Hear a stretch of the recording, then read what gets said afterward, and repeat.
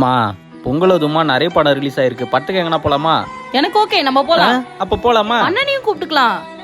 அந்த பரதேசி நான் எதுக்குமா?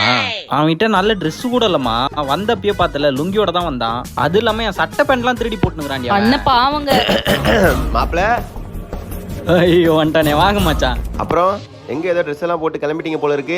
எங்கேயும் இல்லைண்ணா, படத்துக்கு போலான்ட்டு மாலுக்கு. மாலா அப்படின்னா?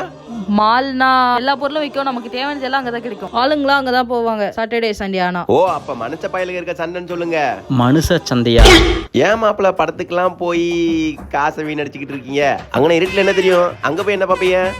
ஐயோ மச்சான், தியேட்டர்னாக்கா இருட்டா தான் இருக்கணும். அப்படின்னு தான் படம் நல்லா இருக்கும்.